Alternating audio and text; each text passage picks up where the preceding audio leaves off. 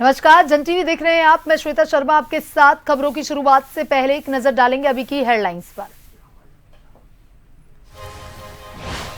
महाकुंभ में महास्नान पर उमड़ा श्रद्धा का सैलाब। प्रयागराज अलर्ट मोड पर सीएम योगी की नजर। एआई कैमरे से एक एक श्रद्धालु पर नजर की गई पुष्प वर्षा।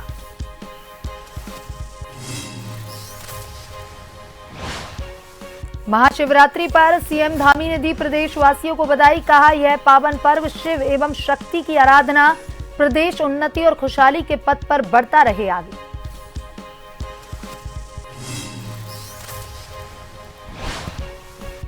उत्तराखंड में महाशिवरात्रि की धूम। टपकेश्वर महादेव मंदिर में उमड़ी श्रद्धालुओं की भीड़। सुबह तड़के से जारी है जलाभिषेक। शिवालयों में गूंजा हर हर महादेव।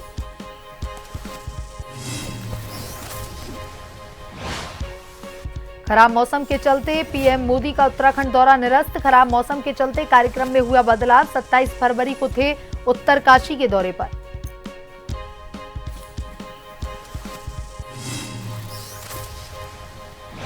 दून में रिटायर्ड प्रिंसिपल की हत्या का मामला। पुलिस आरोपी की तलाश में दे रही दबिश। मुख्य आरोपी पति पत्नी चल रहे फरार।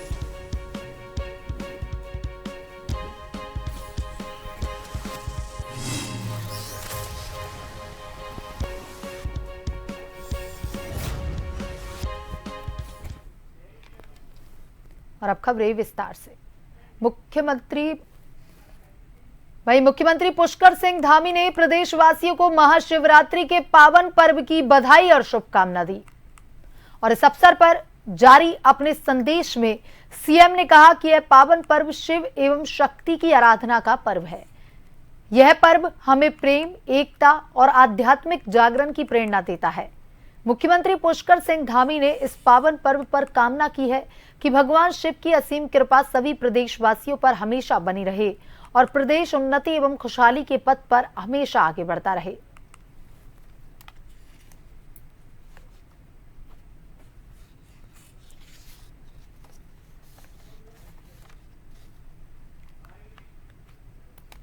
नमस्कार, आप सभी को महाशिवरात्रि के पावन पर्व की हार्दिक शुभकामनाएं।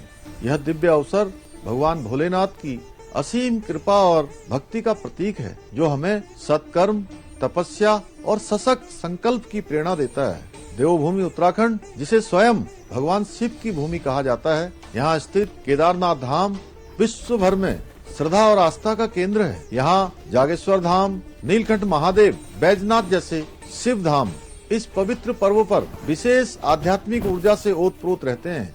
इस पावन पर्व पर हम सब मिलकर प्रदेश की सुख, शांति और समृद्धि के लिए प्रार्थना करें। आइए इस महाशिवरात्रि पर पर्यावरण संरक्षण और जल संरक्षण का संकल्प लेते हुए प्रकृति एवं जल स्रोतों के प्रति अपनी जिम्मेदारी को निभाएं। एक बार पुनः आप सभी को महाशिवरात्रि की हार्दिक शुभकामनाएं। और वहीं प्रयागराज के संगम तट पर आयोजित महाकुंभ का आज आखिरी स्नान है। महाशिवरात्रि के स्नान को लेकर श्रद्धालुओं में उत्साह है। फिलहाल पूरी संगम नगरी हर हर महादेव के जयकारों से गूंज रही है। भोले बाबा के भक्त भक्ति से सराबोर हैं। वहीं सुरक्षा और व्यवस्था को लेकर प्रशासनिक अधिकारी अलर्ट मोड पर हैं। इसके अलावा सीएम योगी आदित्यनाथ गोरखपुर से महाकुंभ की निगरानी कर रहे हैं। वहां मौजूद अधिकारी पल पल का अपडेट सीएम योगी आदित्यनाथ को दे रहे हैं। प्रयागराज के त्रिवेणी संगम पर महाकुंभ के अंतिम स्नान में भाग लेने वाले श्रद्धालुओं पर पुष्प वर्षा की गई। उम्मीद जताई जा रही है कि आज महाकुंभ के महास्नान पर करीब 3 करोड़ श्रद्धालु डुबकी लगाएंगे। ऐसे में सुरक्षा की कड़ी व्यवस्था की गई है।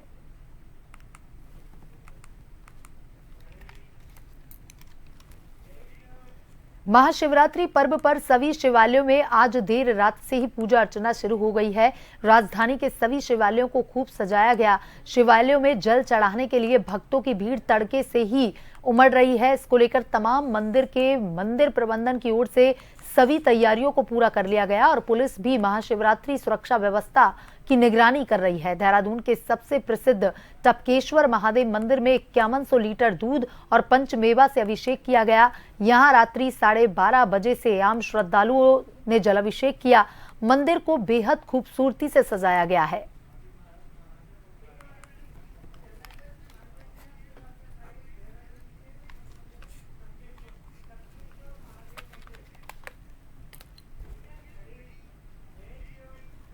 और इसी खबर पर ज्यादा जानकारी के साथ हमारे संवाददाता शैलेंद्र पांडे हमसे टपकेश्वर महादेव मंदिर के सामने से आगे जुड़े हुए हैं।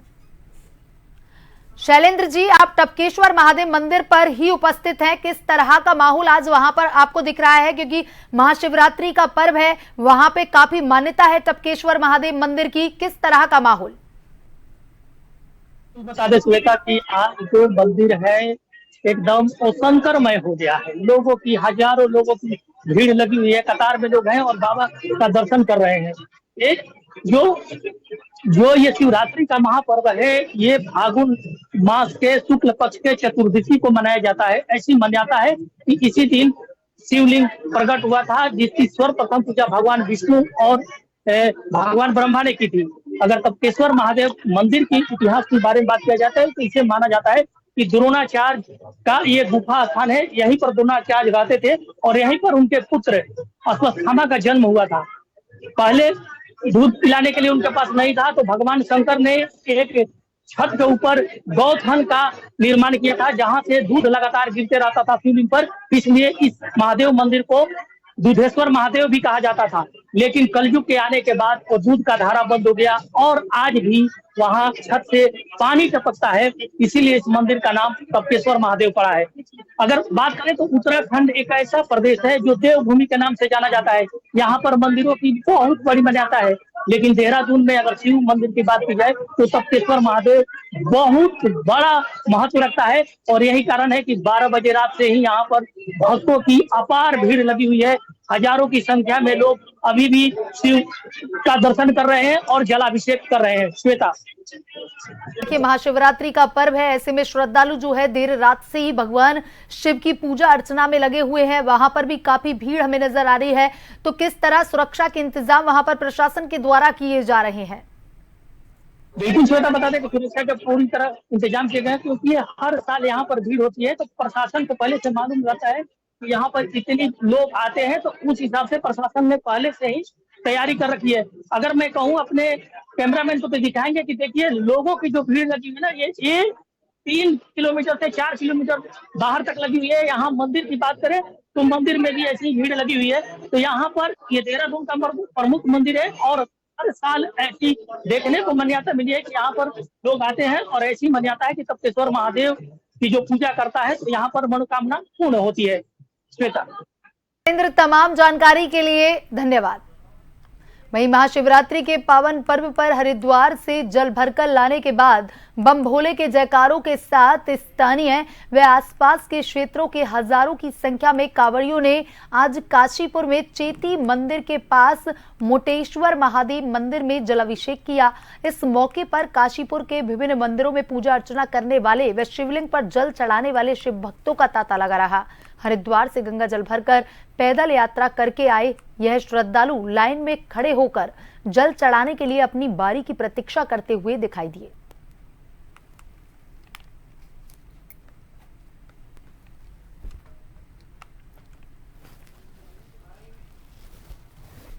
प्रभु इच्छा से आप लोगों का बड़ा स्वागत है हमारे इस मंदिर पर। आज रात्रि से ही मंदिर पर जल चढ़ा रहे हैं, कांवरें चढ़ रही हैं, हजारों कांवरें चढ़ चुकी हैं, वो चढ़ेंगी और भी। और जो हमारे शहर के लोग हैं, आसपास के गांव के लोग हैं, आसपास के ज़िले के लोग हैं, वो सभी आकर के भगवान शंकर को आज जल अर्पित करेंगे, जलाभिषेक करेंगे। और आज बड़ा महत्वपूर्ण दिन है, शिवरात्रि का दिन। सभी को, कोई ऐसा नहीं है, सभी को ज्ञात है शिवरात्रि कितनी महत्वपूर्ण होती है। और यहाँ हजारों आदमी आकर के जल चढ़ा चुके हैं। अभी रात्रि तक 7-8 बजे तक तो आज ये जल 26 तारीख की रात्रि को जल चढ़ता रहेगा। ये 51 लीटर है जी। कितने वर्ष हो गए लाते हुए? सर सन 92 से कांवड़ ला रहा हूँ, बहुत बचपन से कांवड़ ला रहा हूँ। 27-28 कांवड़ें हो चुकी हैं अब तक जी। अब क्या लाइन में लगेंगे या कैसे? नहीं सर, अब तो खाली लोड कांवड़ है, वो ऐसी जाएगी सर ऊपर ही तरफ। इसमें लाइन नहीं लगेगी क्योंकि जल भारी है, इस वजह से इसमें लाइन का मतलब ही नहीं बनता सर।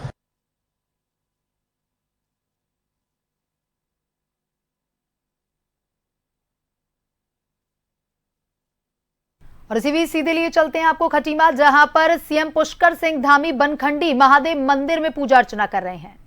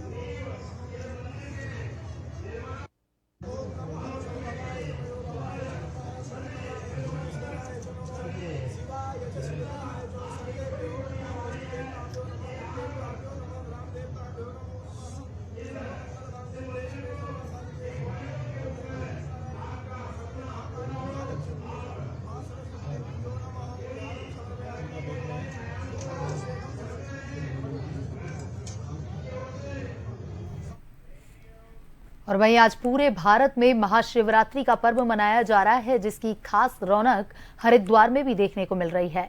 यहाँ जगह जगह शिव पार्वती की पूजा का भव्य आयोजन किया जा रहा है। इतना ही नहीं, महादेव की बारात और झांकियां भी निकाली जा रही हैं।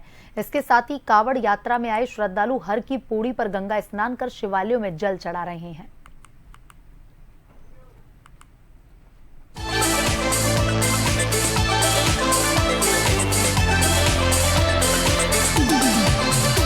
के बाद एक बार फिर से आपका स्वागत है। आइए बढ़ते हैं खबरों की तरफ। रुद्रप्रयाग केदारनाथ धाम के कपाट खुलने की तिथि तय हो गई है। 2 मई को प्रातः 7 बजे ये खुलेंगे। 11वें ज्योतिर्लिंग बाबा केदारनाथ के कपाट बाबा के शीतकालीन गद्दी स्थल ओमकारेश्वर मंदिर उखीमठ में हुई तिथि घोषित। केदारनाथ रोवल भीमशंकर लिंग भी रहे मौजूद।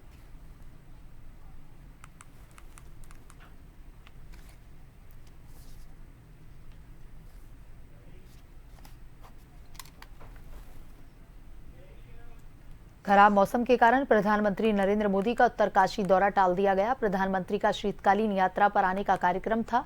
प्रधानमंत्री गंगोत्री के शीतकालीन प्रवास स्थल मुखवा और हर्षिल आने वाले थे। राज्य सरकार 27 फरवरी को आने की संभावना के हिसाब से तैयारियां भी कर रही थी। मौसम विभाग ने 27 फरवरी को बारिश और ऊंचाई वाले स्थानों पर बर्फबारी का येलो अलर्ट जारी कर दिया। अब पीएम के 5 मार्च तक आने की जताई जा रही है संभावना। सोमवार को ही सीएम धामी तैयारियों का जायजा लेने के लिए मुखवा हर्षिल पहुंचे थे।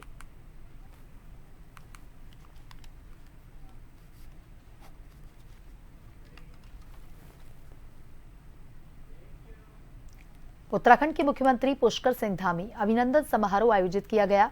कार्यकर्ताओं एवं स्थानीय जनता द्वारा लोहिया हेड रोड पर रोककर पुष्प मालाओं के साथ भव्य स्वागत किया गया, जहां से रवाना होकर मुख्यमंत्री का काफिला भव्य रैली के रूप में नगर के मुख्य मार्गों से होता हुआ गुजरा। धामी अपने इस काफिले के साथ नगर के राजकीय थारू इंटर कॉलेज प्रांगण में आयोजित सम्मान समारोह में पहुंचे। स्थानीय जनप्रतिनिधियों द्वारा सीएम का पुष्प माला एवं स्मृति चिन्ह देकर सम्मान किया गया। संबोधित करते हुए सीएम धामी ने कहा कि खटीमा नगर उनके गृह क्षेत्र है। इस क्षेत्र को एवं यहाँ की जनता को वह अपना मानते हैं। यहाँ की जनता ने जो उन्हें यह सम्मान दिया है उसके लिए आभारी हैं। उन्होंने कहा कि मैं यहाँ की जनता को विश्वास दिलाता हूँ कि आने वाले समय में खटीमा नगर अपनी एक अलग ही पहचान स्थापित करेगा।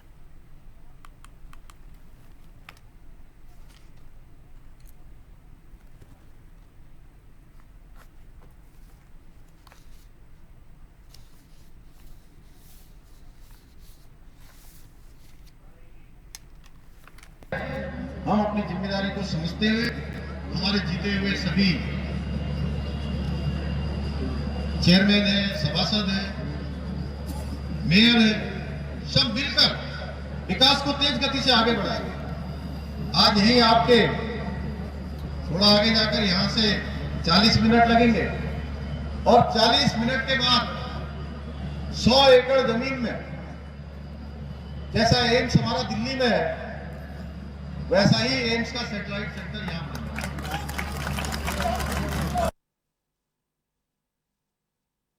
उधम सिंह नगर जिले के किच्छा विधानसभा से कांग्रेस के विधायक एवं उत्तराखंड के पूर्व स्वास्थ्य मंत्री तिलकराज बेहड़ ने पुलिस प्रशासन पर तमाम गंभीर आरोप लगाते हुए मोर्चा खोल दिया। विधायक बेहड़ ने बताया कि आगामी 27 फरवरी को किच्छा कोतवाल का पुतला दहन किया जाएगा और 1 मार्च को सीओ कार्यालय तथा 5 मार्च को एसएसपी कार्यालय में कोतवाल हटाने की मांग को लेकर विशाल धरना प्रदर्शन होगा। कांग्रेस विधायक तिलकराज बेहड़ ने प्रेस वार्ता के दौरान कहा कि सोसाइटी के चुनाव में एक नेता के इशारे पर पुलिस प्रशासन द्वारा धांधली करने की कोशिश की गई। उन्होंने कहा कि मतदान के दौरान एजेंट की भूमिका निभा रहे स्वतंत्रता संग्राम सेनानी परिवार से जुड़े वरिष्ठ कांग्रेसी नेता हाजी सरवर यार खान को पुलिस मतदान केंद्र से धक्के मारते हुए गिरफ्तार कर कोतवाली तक ले गई। आरोप लगाया कि बड़े बड़े अपराधों को छुपाने वाली किच्छा पुलिस ने एक कुख्यात तस्कर की फर्जी शिकायत पर वरिष्ठ कांग्रेसी नेता को गिरफ्तार कर जेल भेजने की साजिश रची। उन्होंने कहा कि विधानसभा का चुनाव लड़ चुके हाजी सरवर यार खान से अभद्रता के मामले की जांच होनी चाहिए।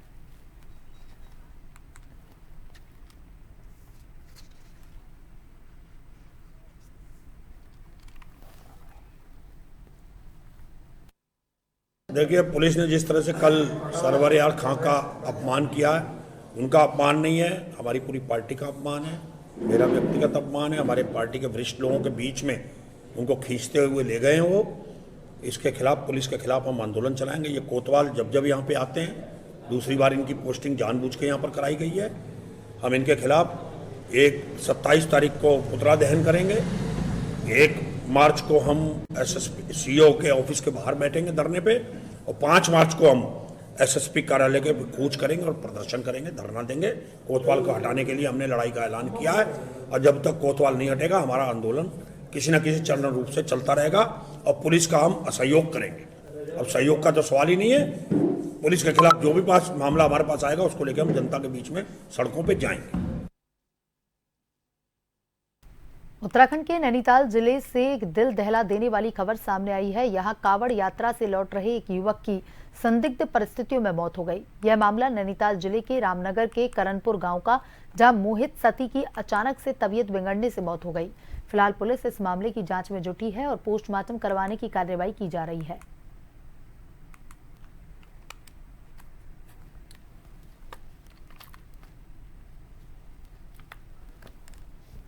देखिए, ये करनपुर निवासी मोहित सती है। ये अपने साथियों के साथ 4-5 दिन पहले कांवड़ लेने गया था, और आज जब लौट रहे थे तो ये लालढंग के पास पहुंचे ही थे। वहीं पे इसको थोड़ी इसके सीने में जलन हुई। जलन होने के बाद कुछ उल्टियाँ हुई। उल्टियाँ होने के बाद वहीं पे ये गिर गया था। जब इसे ब्रिजेश हॉस्पिटल लाया गया तो ये मृत पाई गई। ये दिन में तो इनकी सिस्टर का कॉल आता है कि जी ऐसा है, मोहित की बहुत ज़्यादा तबीयत खराब है, बहुत ज़्यादा सीरियस है, और उसको हम हॉस्पिटल लेके आए हैं। जब मैं हॉस्पिटल पहुंचता हूं तो जो इनको लेके आए थे बेलवाल जी, तो उनका ये कहना था कि ये जंगल में कोठीरो एक जगह है छिन्ना और कालागढ़ के बीच में, तो कोठीरो पे जो है इनको कोई चक्कर सा आया। पहले इनको बमेटी सी हुई, फिर उसके बाद इनको चक्कर सा आया और ये नीचे गिर गए।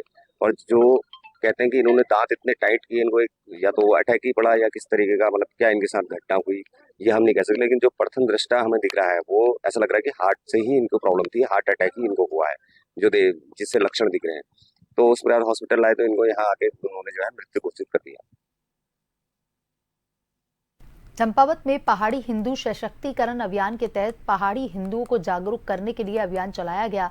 पहाड़ी समाज की विशिष्ट सांस्कृतिक पहचान को सुरक्षित रखने, लोगों को रोजगार।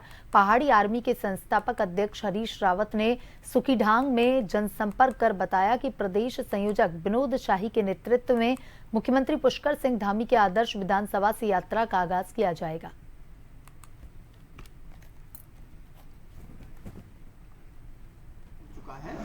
इस 24 सालों में राज्य के नीति नियताओं ने अगर बहुत बेहतर काम किए होते तो आज विधानसभा में हम पहाड़ियों को गाली नहीं पड़ रही होती। हमारे लोगों ने हमारे लिए नीति नहीं बनाई क्योंकि हमारे लोगों की भी नियत में खोट है। यदि नीतियां बनाई होती, एक बाहरी व्यक्ति की इतनी हिम्मत नहीं होती विधानसभा के अंदर हमारे लोगों को गाली दी, हमको ऐसे शब्दों से उन्होंने श्रृंगार किया। हमारा अगर कहें तो जो अपमान करने, इतना हद से ज्यादा अपमानित करने वाला शब्द है। हमारा राज्य कई शहादतों के बाद बना है और इस राज्य की जो मान थी सिर्फ पहाड़ी राज्य की मान थी। इसलिए हम कहते हैं ये उत्तराखंड पहाड़ का है और पूरा पहाड़ उत्तराखंड है। हमें नहीं चाहिए वो बाहरी लोग जो हमारे उत्तराखंड की अस्मिता पे, हमारे उत्तराखंड की संस्कृति पे और हमारे उत्तराखंड के संसाधनों को लूटने का काम कर रहा है। और हमारा संगठन पहाड़ी आर्मी उत्तराखंड पर्वतीय अस्मिता, संस्कृति और संसाधनों के रक्षक है। मसूरी में अखिल भारतीय सफाई मजदूर संघ द्वारा नवनिर्वाचित बोर्ड और पालिका अध्यक्ष मीरा सकलानी का सम्मान समारोह आयोजित किया गया, जिसमें अखिल भारतीय सफाई मजदूर संघ के कार्यवाहक राष्ट्रीय अध्यक्ष विशाल बिरला ने पालिका अध्यक्ष मीरा सकलानी और सभासदों का पुष्पगुच्छ देकर स्वागत किया।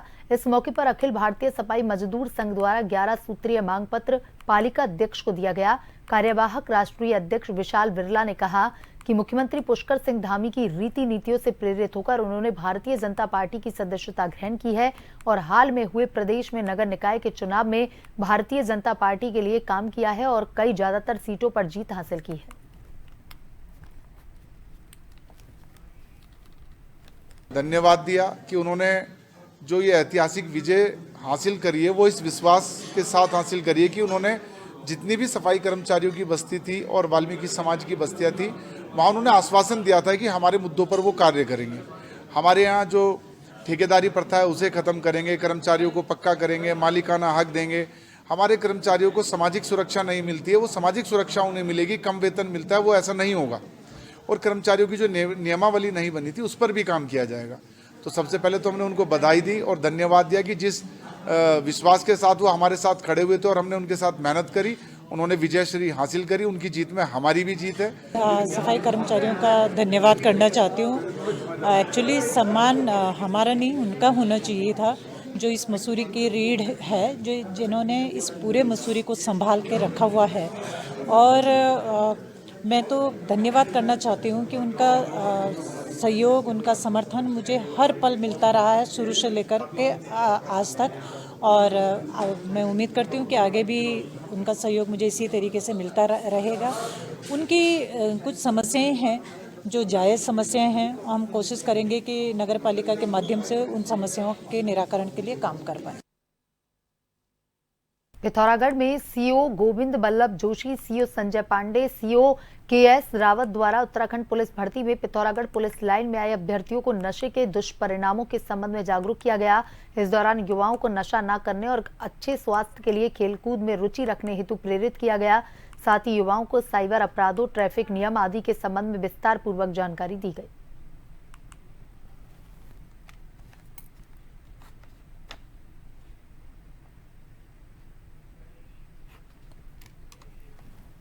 दून के सेवानिवृत्त प्रधानाचार्य की हत्या के मामले में लगातार पुलिस आरोपियों की तलाश में दबिश दे रही है। हत्या के मामले में मुख्य आरोपी पति पत्नी फरार चल रहे हैं, जबकि शव ठिकाने लगाने वाले 2 अन्य आरोपियों को पुलिस ने गिरफ्तार कर लिया। एसएसपी देहरादून अजय सिंह ने बताया कि फिलहाल हत्या का मुख्य कारण सामने नहीं आया, लेकिन जल्द दंपत्ति आरोपियों को पकड़ने के लिए कोर्ट से वारंट निकलवाकर आरोपियों पर इनाम रखा जाएगा। दरअसल 7 फरवरी को थाना पटेल नगर में निधि राठौर नाम की युवती ने अपने पिता श्यामलाल की गुमशुदगी दर्ज करवाई। 80 वर्षीय बुजुर्ग की गुमशुदगी दर्ज कर पुलिस ने तलाश शुरू की। जब महिला के भाई अजय कुमार को पूछताछ के लिए हिरासत में लिया गया तो पता चला कि उसकी बहन और जीजा ने श्यामलाल की हत्या कर दी, जिसके बाद उसने अपने एक अन्य साथी धनराज के साथ मिलकर मृतक के शव को देवबंद में ही ठिकाने लगा दिया।